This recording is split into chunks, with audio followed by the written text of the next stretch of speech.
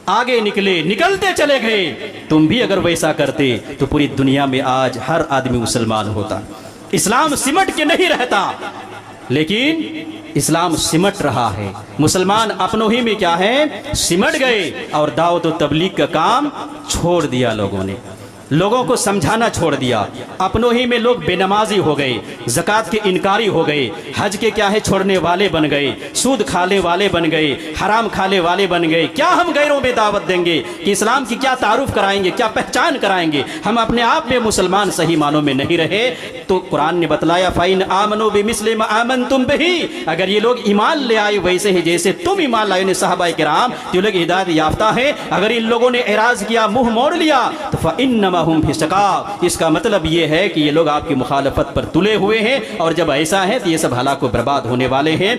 खुलासा कलाम ये है कि सहाबाए किराम ने दीन की खातिर जान की कुर्बानी दी, माल की कुर्बानी दी, और वक्त की कुर्बानी दी, घर बार की कुर्बानी दी, जमीन जायदाद की कुर्बानी दी। हम सबको दीन की खातिर ये सब कुर्बान करने की जरूरत है, फिर हमारा दिन आगे बढ़ेगा, हमारा मिशन आगे बढ़ेगा। अल्लाह रब्बुल आलमीन से दुआ है कि अल्लाह ताला हम तमाम मुसलमानों को सही मानों में कुरान और अहादीस को समझने और सहाबाए किराम की ज़िंदगी को समझने और उनको अपनी ज़िंदगी में फॉलो करने की तौफीक इनायत फरमा। ऐ अल्लाह, हम सब गुनहगार हैं तो हम सब के गुनाहों को बख्श दे, माफ़ कर दे। रब्बना ज़लमना अनफुसना व इल्लम तगफिर लना व तरहमना लनकुनन्ना मिनल खासिरीन। रब्बना आतिना फिद दुनिया हसनतन व फिल आखिरति हसनतन व क़िना अज़ाबन नार। व आखिरु दावाना अनिल